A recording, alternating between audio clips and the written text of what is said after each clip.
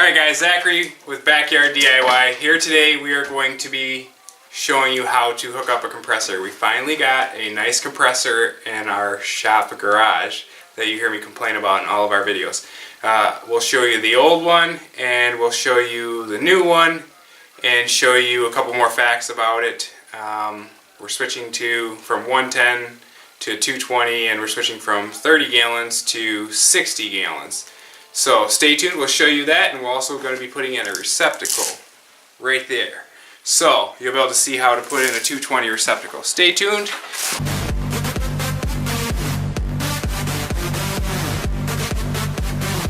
Alright guys, here, let's show you what we purchased today. Went crazy for a compressor. Way overkill. Alright, so here's what we got today. And obviously, like I've said in a million videos, we're not sponsored by anybody. That's just who we like to go to. So, here we go. We've got a new 220 circuit breaker, 2-pole. 30 amps is what I went with. So, we've got that. We got some cement. And we will show you, we are going to use PEX pipe for our air lines. We have a new 220 receptacle and some miscellaneous fittings to go from the tank to PEX, and bought some new oil because we bought a used compressor. We bought full synthetic.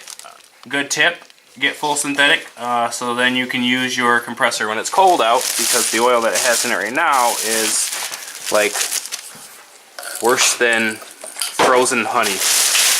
So, here's a couple of hose fittings, or conduit piping, and we got 10-2 Romex wire, so we can run the 220.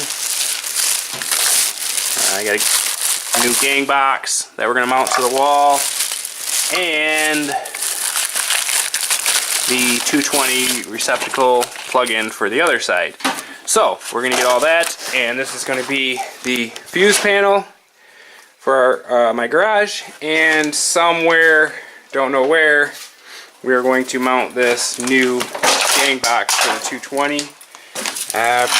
Probably somewhere close to that, I'm guessing. I don't know, maybe above it, maybe below it, I'm not sure.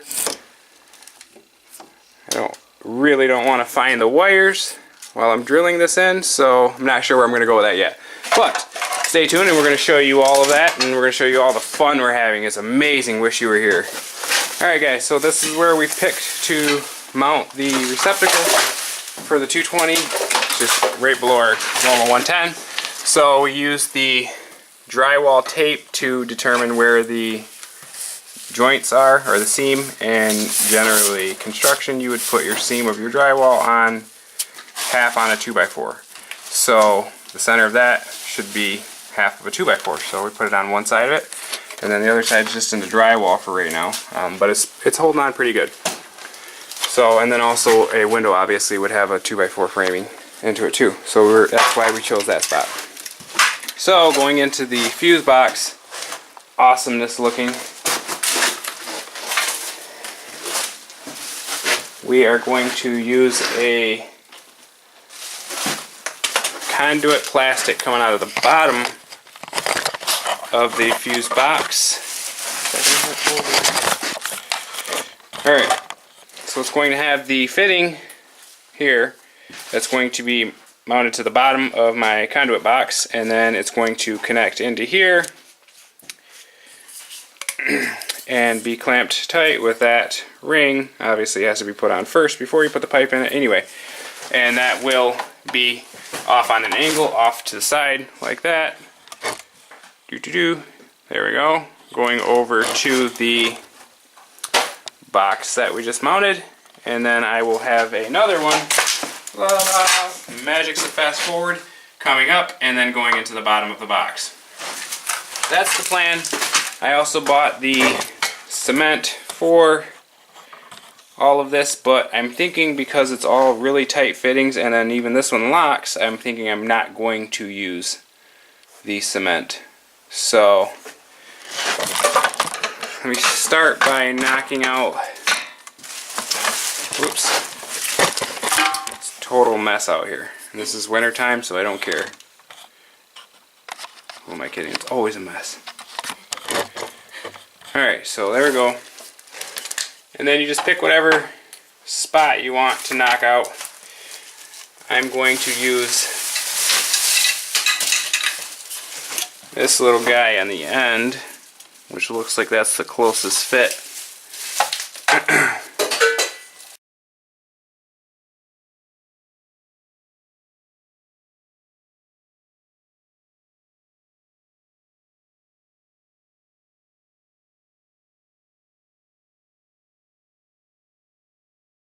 So we're going to leave that weather seal on the bottom like that. It's going to come up from the bottom. And this one is way too big for this hole, or this hole is way too big for this piece, but it'll work. We're going to make it work.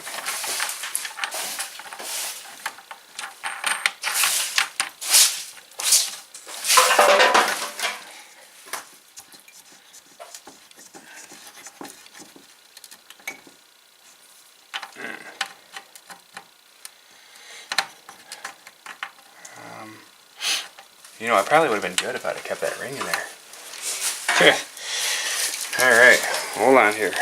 Alright, so, just like the red-green show says, by the way, comment down below if you know what the red-green show is, and if you liked it or not. So, here we go. Women can't find you handsome, they should at least find you handy. So, the hole was too large. And I can't go to next to it because I need my wire to go that way, and that would be in the way of my conduit going that way.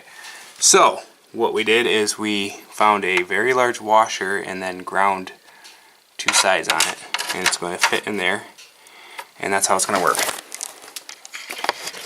A lot of different names for what that's called, and the moral of the story is it's called It Works Now. So, call it what you want. It works.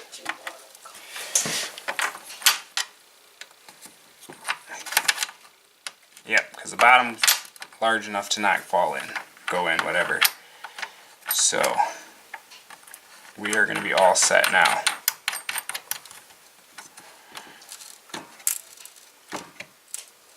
There we go. Yeah, that is tight. Right. Awesome. So, here we go again. That's what this looks like. Got the nut on top, weatherproof seal, and the conduit connection going out of the bottom. And what we're going to do is you have to slide this part. Let me make this shorter really quick. Magic.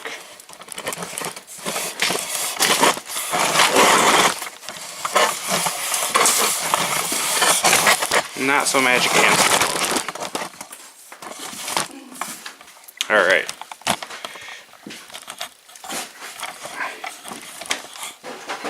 So what we're going to do now is going to put the connection, there we go, like that, on the pipe first, and then we're going to push the pipe into it. All the way up in there, and then just twist that, and as you twist that, it tightens on this tube. So what I'm going to do is I'm going to leave that loose until I fit everything, so that way it can move as much as I want it to. Next, we're going to put some conduit and measure how far we need it to reach. There's the conduit. Back the camera up.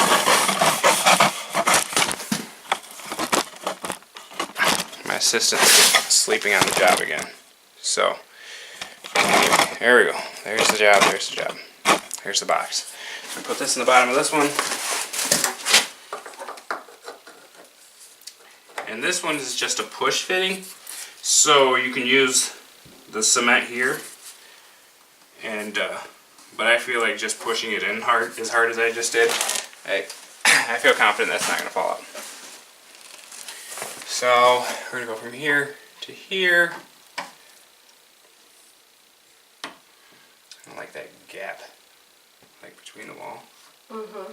I don't know how to neutralize that without doing like all kinds of funky 90, 90, 90. Yeah.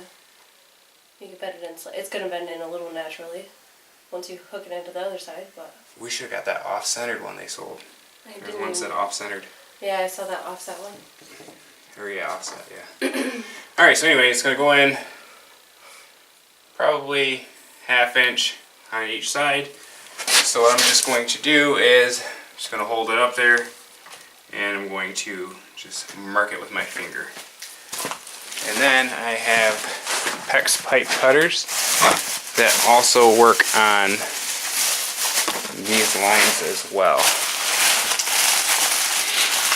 These were an awesome purchase.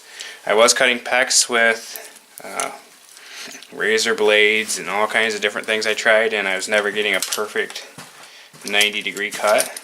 Well, these guys work amazing, and they're fairly cheap. I think they're $9 or something like that. And they're like a ratcheting style, so as you use them, they ratchet. So you put it where you want it, and then you don't have to have a whole lot of strength, because as you let go, it ratchets to the next level. Let go, and then it pops off. Awesome, amazing. You've never seen anything as cool as that. Ha!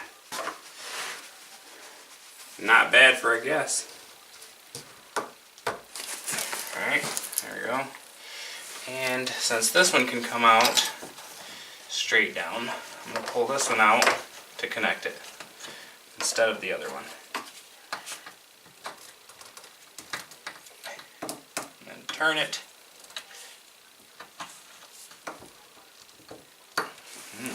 Too long still.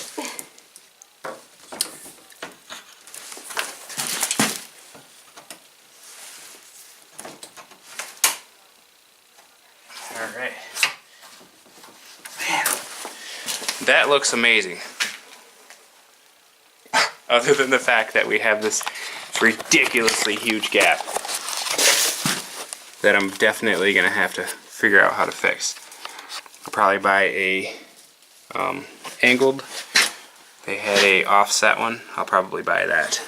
So that way it's mounted flush to the wall, and I don't have to worry about anything getting caught on it or hung on it or anything. So I'll mount that straight to the wall. But for now, it's good. It's going to work. It's all there. It's holding. It's good. So we're going to feed the line is the next step, I would say.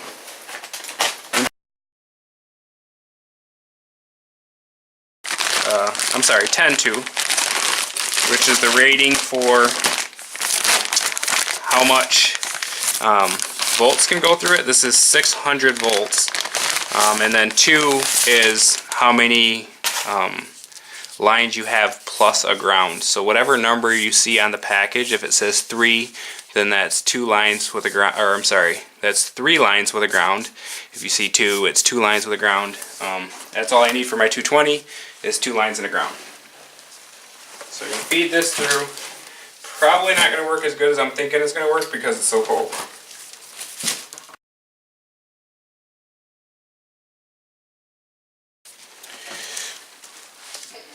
Oh. What? It stopped right at that. The elbow? Yeah. Because the elbow doesn't follow through it. I'm still not going to say it though. There's a ridge? Hmm? You're not going to say what? Anything that would conclude that I was incorrect. Or that I was... Nope. Had a good idea? Not even close. What? You're not going to say I had a good idea? Nope. What? It's not coming out of my mouth. Really? Nope. Even though nobody's going to hear it because it's all going to be fast forwarded? There's going to be no proof in the pudding?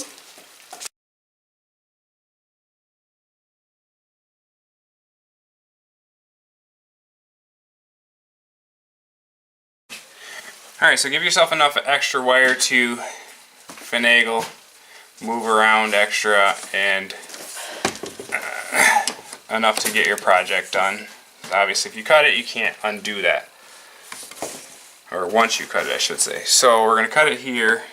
That looks like that should be enough.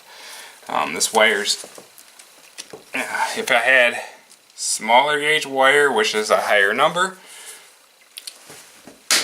I would be using even more extra, because I know I could just push it in there. But with this stuff is so thick and so hard to move, especially in the winter time, I'm not going to fight with it for 20 hours. So you just peel back a little bit of the wiring, or cut it, and then peel it back. And give yourself enough to work with. There's all kinds of different codes on where you live and zoning codes and all that. And don't think for a second that this YouTube video is going to be answers to those codes. Or you're going to be able to tell the zoning guy, like, oh, I watched it on Backyard DIY. He did it. So you just strip back a little bit of the wire. Probably more than that. Let's go with that. Oh, it connects in there. No, that should be fine. Strip back same amount on the white wire. Let me know if you guys can't see this.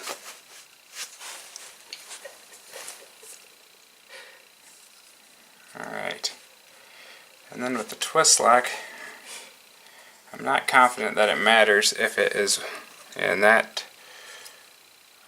or that. But since this is legible like that, we're going to do it like that. So your green on any 220, 110, anything is going to be your ground or your copper. So we're just going to push that straight in.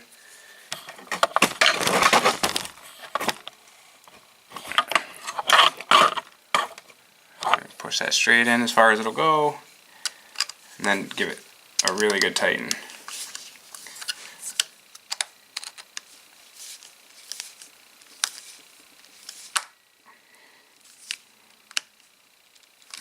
Alright.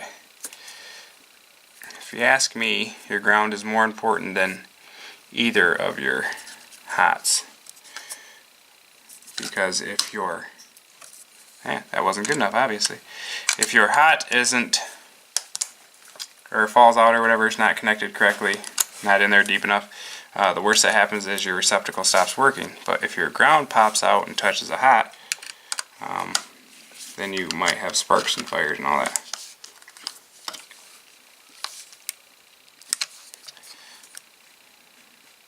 There you go. Now it's holding. So I'm guessing this stuff doesn't like cold weather either. Do you blame it? And that's got a W and an X. So, yeah, I've never seen that. Huh. So we're going to put the white wire on the W. And then the X, we're just going to make it up. Extra black. Yeah, extra black. Again, we should be having that scrolling marquee at the bottom here saying that we are by no means electrical experts. Keep in mind that none of these wires are hooked up. That's the only reason I'm touching them this freely. They're just completely just loose. I'll show you in a second. Otherwise, there's no way, especially with 220, I would be touching these this freely.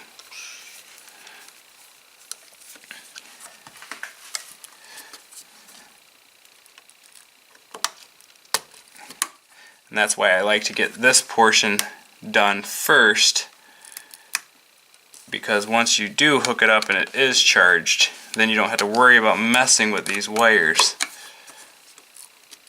It's already all done.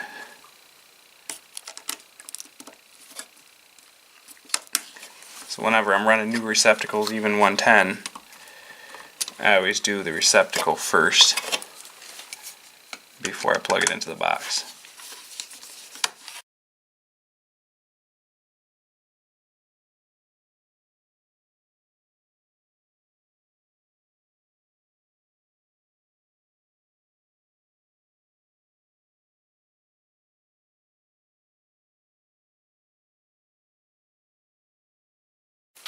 Alright, after a lot more wiggling and it making me very unhappy, I just, twisted it. It was crooked. So anyway, I got that tightened down, Wires behind it look good. Going to put on the Purdy faceplate right there. So, I can hold it from top. So you'll see like I was showing you, the legs underneath here. So you've got, I'm not going to touch them because they're live, but you've got one going on that side and it has a separator, and one going on that side that has a separator. You have your two very large wires coming in on top, and that's one leg, and that's the other leg. Each leg is 110.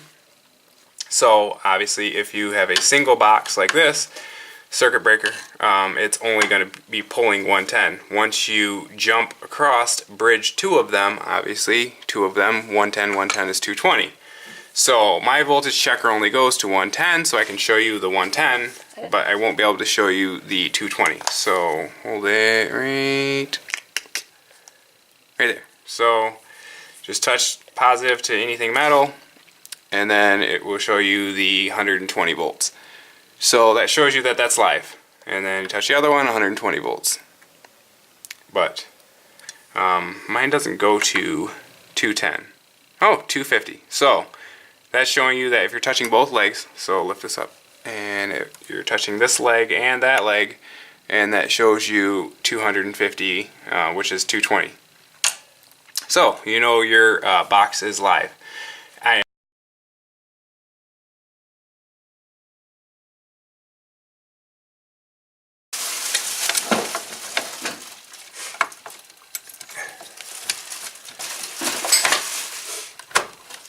Alright, so that's how that goes in. That's the brand new one. And I'm going to pull it back out. And then like I said, because you're jumping across two legs, this one and this one's going to grab the top, the left leg, and that one's going to grab the right leg, pinch onto it, and then this back piece just holds it and stabilizes it on. So for this, again, I'm going to leave the wire as long as it is. Just going to do some snaking around here. Maybe you should cut it, I don't know. I'll find out in a couple days if this is posted and I have a million electricians saying you're an idiot. I don't know how many electricians watch YouTube videos of other people, but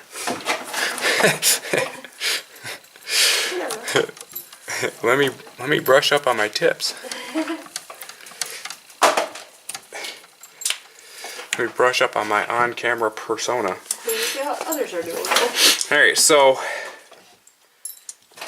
on the back of the, this is the top, I'm going to leave it in the off position.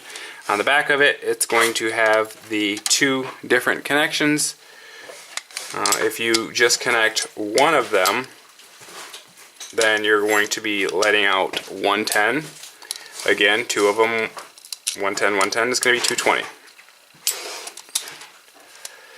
They don't matter where they go, black side or the black side or the white side, doesn't matter.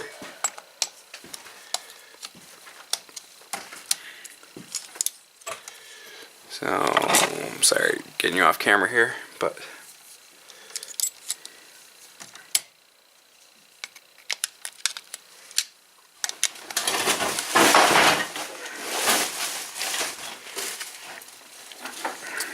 just make sure that's tight. Tight, like a tiger. A lot of random movie references that you're gonna hear.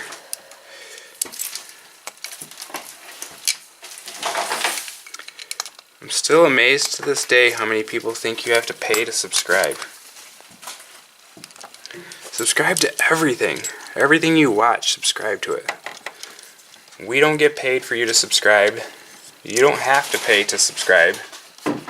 It just lets you know when we post new videos. Alright, so that's going to go in there. We are going to plug this in. it's in the off position still. Can't remember where that's at. Where are we looking? There we go. It's still in the off position. I already know based on which two pieces I'll show you in a second that I broke out of my box where this is going to fit, or out of my panel cover or whatever. There we go. Those two wires are not going to move. Those are like, no, I am strong.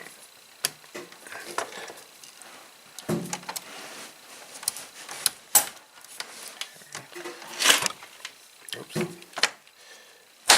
There we go. Alright. So, it's in, it's off, not running, no power, anyway. So, here's my wireless, so I don't have to plug it in. My wireless voltage tester. And this will beep and go crazy and tell you that you have power. So it's green, it means there's no power. It would be red and beeping. So this one will show you. So we're going to plug this in. My assistant is going to flip that switch, and then I'm going to have her do it in case she gets fried. Yeah, thank you. Ready? Yep. Goodbye.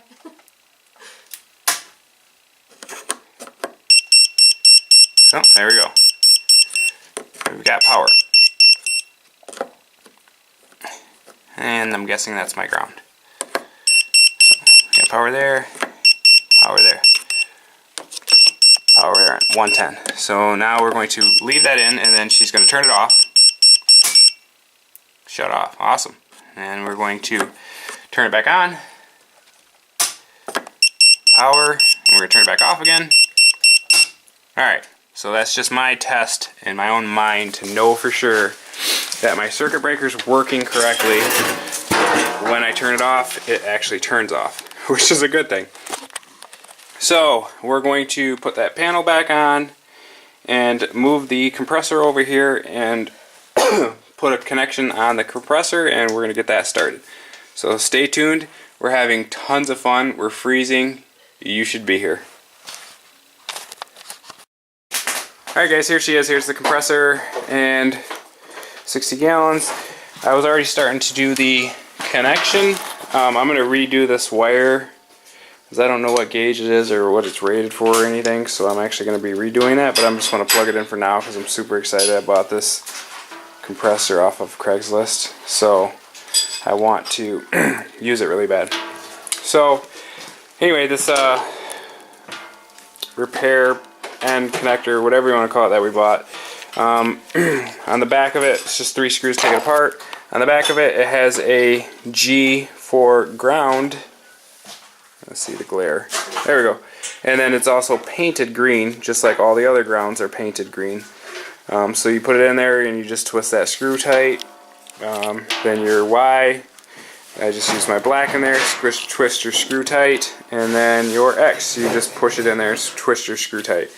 You slide this cover, I'm working one-handed here, so you slide this cover over it, and then you twist in those 3 screws, and then you have a working plug. Actually, you twist these 2 screws, and it will tighten and hold tight the cords. Like I said, I'm going to not be using this cord, but I just want to use it for now, because I'm very excited to hear it run and see it.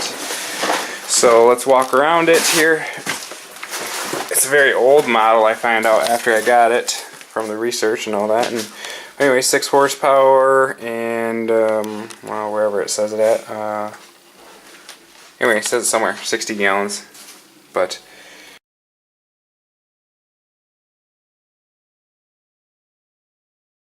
here she is. Here's all of her beauty. We're going to do a slow motion from here. It's going to go.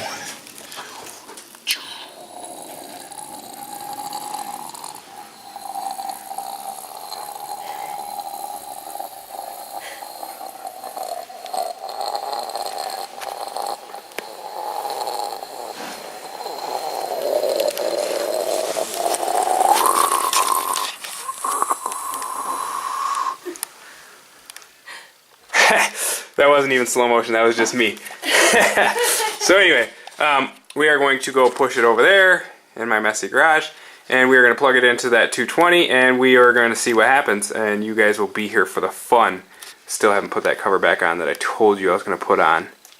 See it right there? I didn't do it yet. That's going to happen though. Anyways, so stay tuned, and we are actually going to be having some fun soon. And then also a little bit of a 220 wiring tutorial diagram thing. And then I'm actually going to do a separate video for the PEX pipe, which will come off the side here. So, as always, thanks for watching, and hit the like button, subscribe to our channel. I will put, there you go, I will put a link right here. No, it'll be over there.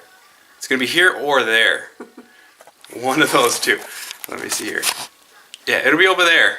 Let's go that way just in case it's over there. So it's going to be over there, and then in case it's over here. Here's the link. It's going to be right here. It's going to be to subscribe to our channel, and it will also have a link for the most probable video that you're going to watch next, or something that you might interest you or whatever. So click on either one of those, have fun with those. Make sure you click on the subscribe button. Comment if this video helps you, comment if you have any tips, comment and let me know what weather you have. Hopefully it's better than Michigan. But thanks for watching Backyard DIY, and this is about our 220 compressor. So we showed you the new compressor for the shop. This is going to be a recap. New compressor for the shop, how to wire 220, and conduit for 220. And then me having fun for a long time with it not working right. So, thanks for watching. Hit the like button, subscribe to our channel. Have a good day. Bye.